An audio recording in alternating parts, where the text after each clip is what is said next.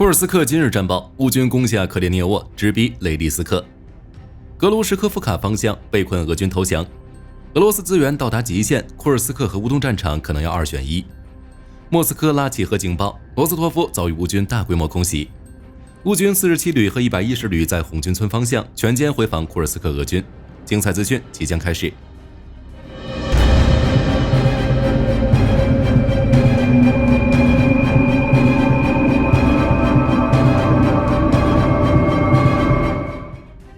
在库尔斯克，俄军仍未能有效阻止乌军推进。如今乌军在库尔斯克的穿透深度约为36公里，突破宽度约为87公里，将占领1500平方公里区域，且面积还在扩大。在克列涅沃方向，据开源情报报道，乌军已攻入克列涅沃市中心地带，宣示了对该城市的控制。俄守军已经投降。据悉，第一个冲进市中心的乌军部队是希尔斯基特意调过来的，乌军第95空中突击旅。该旅曾在2022年率先攻破伊久姆。截至8月19日，俄军尚未承认克列涅沃被占领，具体消息仍有待进一步验证。不过，据俄罗斯紧急情况部的报告称，俄方在当地的撤离行动正在持续进行中，且至少有3000人在克列涅沃附近撤走。值得注意的是，乌军拿下克列涅沃对长期占领库尔斯克有重要影响。像之前说的，交通枢纽的克列涅沃不仅是直通苏梅，与苏贾形成呼应，它还是库尔斯克的门户。打下这里，乌军便能沿公路向西北推进，直取雷利斯克，然后再沿 E38 公路与其他方向乌军配合，拿下里戈夫。届时，构成库尔斯克运输网的铁三角将尽归乌克兰所有。因此，火力军觉得雷利斯克和里戈夫将是乌军下一波攻势的重点。在克列涅沃附近，乌军拿下莱奥尔戈夫卡村和阿帕纳索夫卡村，尤其是在奥尔戈夫卡村的战斗中，面对乌军打击，驻守的俄第810海军陆战旅最终放弃阵地，选择了逃跑。这一点已从被俘的第810海军陆战旅第1营连长安德里·特卡切夫得到证实。当然，在此过程中，乌军也有损失，一辆乌军坦克不幸被柳叶刀击中，只能弃车。在格卢什科夫方向，乌军炸毁了俄军建立的浮桥，就连仅剩的卡雷日大桥也纳入乌军火炮覆盖范围。撤至塞姆河以南的俄军由于补给近乎断绝，部分俄军已选择投降，也有部分俄军尝试从靠近边境地区进行突围。目前虽尚不清楚乌军是向围点大援，还是沿着卡雷日大桥向138高速公路推进。可以肯定的是，整个格卢什科夫区的670公里领土正被缓慢吃掉。在苏贾，由于是乌军最先占领的城市，其周围基本已尽归乌军管辖，不过依然有零散俄军在进行作战。如在苏贾北方，一辆乌克兰自制的科扎克系装甲车在切尔卡斯基波雷切诺被俄军柳叶刀偷袭，但似乎未命中或轻伤。在苏贾东南方向，乌军向25公里外的奥泽尔基和基里推进，目前战斗仍在进行当中。在边境地区，乌军宣称占领了特罗伊茨科村，且使用美制 GBU-39航空炸弹对临近的夫涅扎普诺耶定居点的俄军进行了空中打击。此外，随着库尔斯克战役战果的扩大，乌军所俘虏的俄军人数也在不断增加，人员也越来越高级。而且乌军第82空中突击旅还缴获了一辆乌拉尔汽车，其他乌军部队也缴获一辆 T80 BVM 坦克，型号为2022。这是库尔斯克行动以来乌军缴获的第3辆 T80 BVM。值得注意的是，此前 CNN 报道的俄军正将数千未经训练的年轻士兵紧急送往了库尔斯克的新闻，莫斯科方面给予了驳斥。但俄罗斯瓦日涅夫报则报道称，由于兵力短缺，俄空天军士兵已被分配到机动步枪部队，开始保卫库尔斯克州，称俄罗斯资源已到极限。其实，乌俄战争打到今天，实际上双方都存在着不同程度的兵源紧缺问题，只不过如今俄罗斯俘虏数量激增，进一步加剧了兵力紧缺的问题。可能之后的俄罗斯将要在库尔斯克和乌东战场2选1，不然稍有不慎将满盘皆输。至于会选谁，英国《泰晤士报》8月18日报道称，俄罗斯计划在10月下旬在库尔斯克地区发动反攻，但尚不清楚俄军会以何种手段出动多少人力和武器进行反击。据路透社报道，8月17日，俄罗斯首都莫斯科的地铁里突然拉响了核警报，其大约持续了数分钟，一度引发了不小的恐慌，现场民众纷纷不明所以。对此，俄罗斯各大媒体均给予了报道，但也众说纷纭。有称是为了之后可能发生的核战争而做的提前演习，也有称是在给乌克兰警告，给予其心理上的压力。当然，俄官方给出的理由则是一次意外，并没有透露更多的信息。与此同时，俄罗斯又传来了乌克兰黑客攻击俄罗斯核机构的消息，这引发外界无限遐想。据 NEXTA 新闻报道，乌克兰的黑客对俄罗斯车里亚宾斯克州的斯涅任斯克市发动了攻击，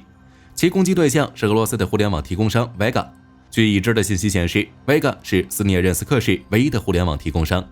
更为关键的是，他同俄方核弹药的开发商也联系紧密。当地著名的全俄技术物理研究所也只与 Vega 一家互联网公司连接。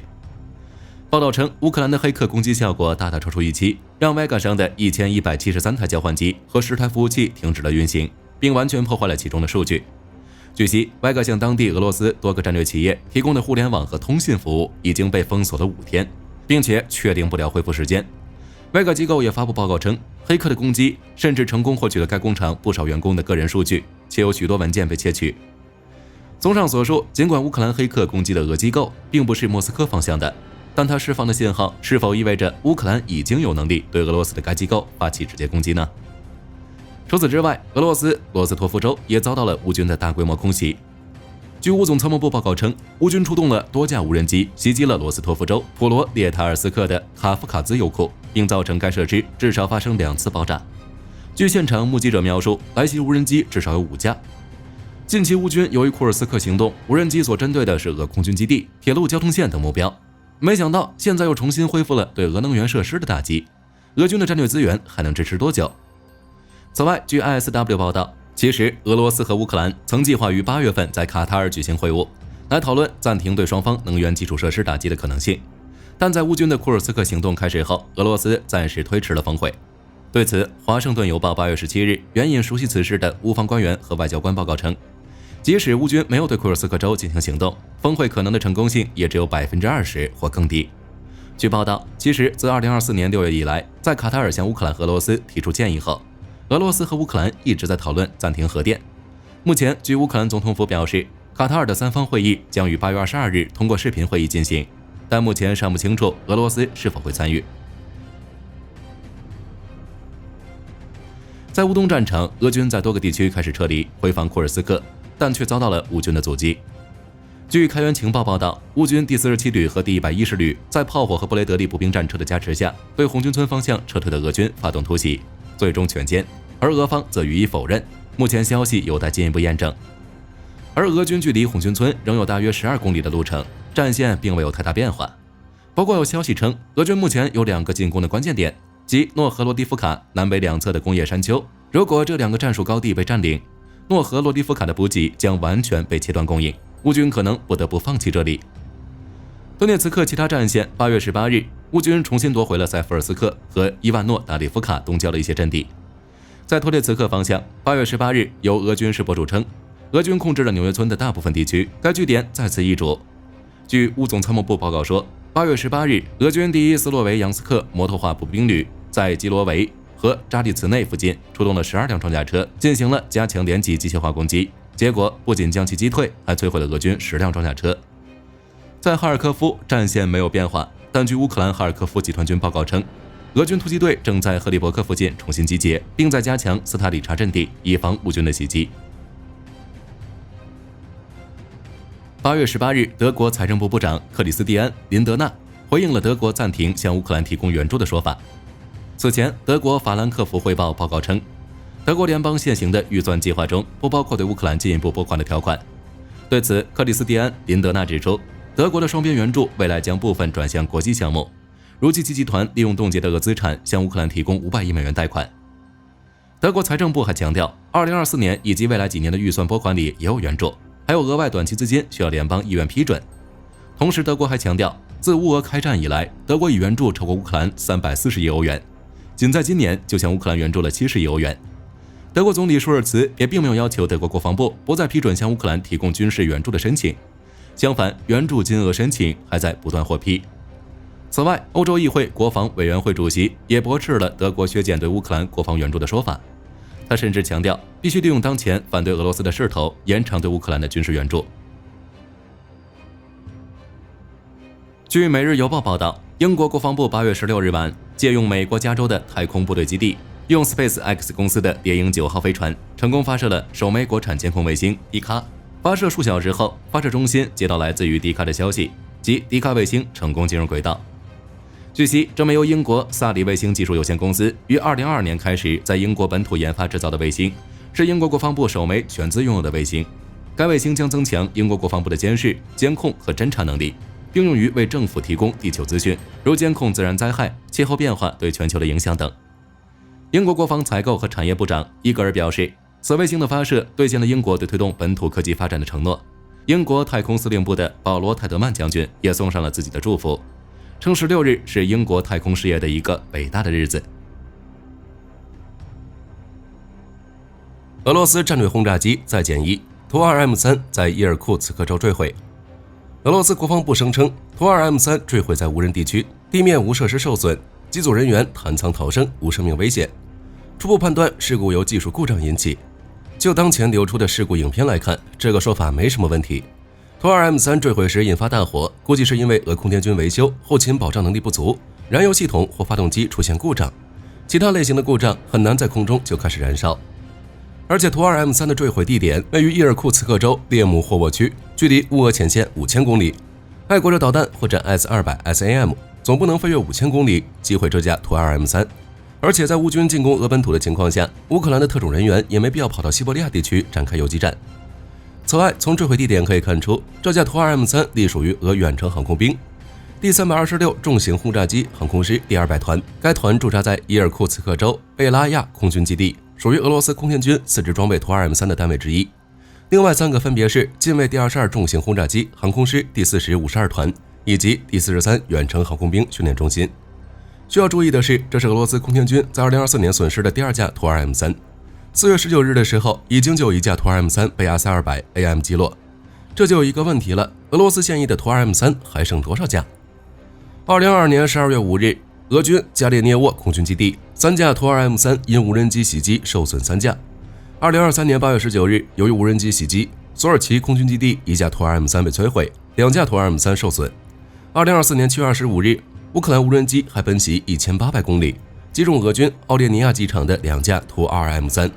加上近期被摧毁的2架图 2M3， 至今为止，俄军已彻底损失3架图 2M3， 7架图 2M3 受损，目前还不能确定这些受损的图 2M3 是否会得到修复。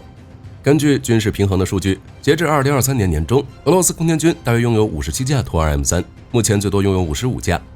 对于俄罗斯而言，图 2M3 损失1架就没1架，俄罗斯已经失去了生产图 2M3 的能力。更重要的是，俄罗斯也无法生产用于图 2M3 的 NK25 涡扇发动机，这也是为什么俄罗斯一直想在现代化的图 2M3 上安装于图160的 NK32 发动机。8月16日，美国防务新闻网站报道，美国国务院已批准向德国出售最新型的爱国者导弹。根据公告，这次对德国的军售将包含600枚洛马公司生产的爱国者 PAC-3MSE 型导弹，交易价格约为50亿美元。就目前来看，洛马公司有能力尽快交付这些爱国者导弹。在2018年的时候，洛马每年可以生产350枚爱国者导弹。在乌俄战争爆发前，这个数字就已经提升到每年500枚，目前更是达到了每年550枚。德国今年在爱国者导弹上投入了大量的资金。3月份的时候，德国向雷神公司订购了价值12亿美元的爱国者系统，7月又订购了价值12亿美元的系统部件。结合这2份合同，雷神公司需要向德国交付8套完整的爱国者系统。本月早些时候，北约还与雷神公司签署了一份价值 4.78 亿美元的合同，用于补充德国向乌克兰提供的爱国者导弹。此外，在2024年年初，德国、荷兰、罗马尼亚和西班牙宣布订购总计1000枚爱国者导弹。德国这次采购爱国者导弹，除了补充本国的库存之外，估计也是打算继续向乌克兰提供爱国者导弹，抵御俄军的空袭。德国国防巨头莱茵金属公司以 9.5 亿美元的价格收购了 LOC 公司。LOC 公司将隶属于莱茵金属在美国的子公司，也就是美国莱茵金属车辆公司。就目前来看，收购 LOC 公司的目的就是为美国陆军的 XM30 与 CTT 计划做准备。美国陆军正在进行新一代步兵战车项目 XM30， 以取代 M2， 而美国莱茵金属公司就是进入决赛圈的2家公司之一。如果竞标成功，将制造4000辆步兵战车，价值高达450亿美元。CTT 则是美国通用战术卡车计划，未来将取代美国盟军现役的托盘装置系统 A1、重型高机动战术卡车 A4 以及 M915、M1088 牵引车。目前，美国莱茵金属车辆公司与通用汽车公司已经赢得第一阶段的合同，并向美国陆军交付了3辆原型卡车。如果竞标成功，将制造4万辆卡车，价值160亿美元。只是想要成功竞标，美国莱茵金属公司必须证明它有能力进行大规模生产，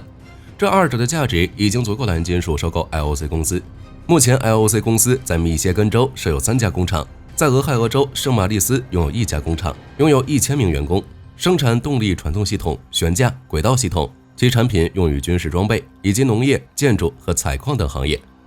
此外，当前的国际形势也允许莱茵金属进行扩张。乌俄战争爆发之后，北约各国进行重新武装，武器的需求量开始飙升，莱茵金属已经攒了不少订单。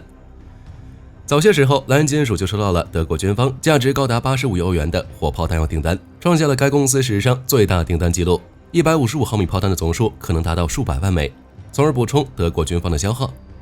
根据该协议，交付将于2025年初开始，第一批炮弹总价值为8.8亿欧元。如此一来，莱茵金属就需要耗费一定的精力去生产炮弹，而炮塔结构、坦克和战车的履带就可以交给 LOC 公司。按照莱茵金属的说法，预计到2026年 ，LOC 的潜在年销售额就能达到6.5亿至8.2亿美元，而莱茵金属公司今年的销售目标则是创纪录的100亿欧元。在今年的 ARMY24 国防展上，俄罗斯米28 NME 首度亮相，目标就是将该直升机外销至拥有米28 NE 早期版本的中东与非洲国家。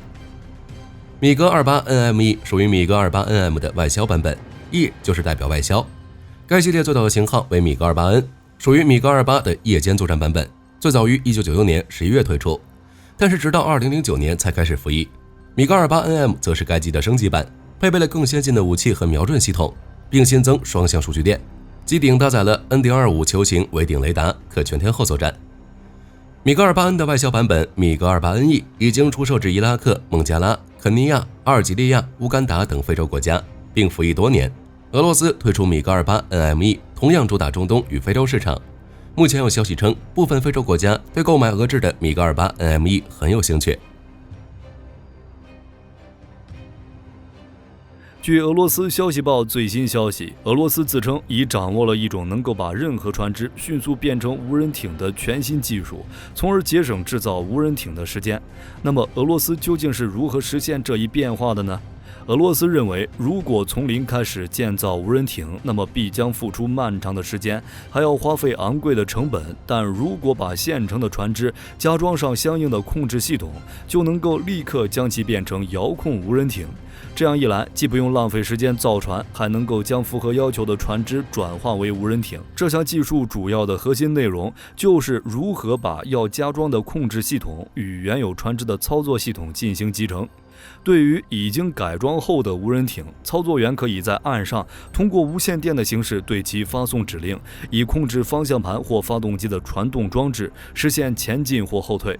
此外，改装后的无人艇上还要附带天线的小型接收器和摄像头，以加强操作员操控传动装置时的精准度。值得一提的是，这种控制系统还具有一定程度的自主性，既能识别攻击敌人，还能在遇袭时自卫。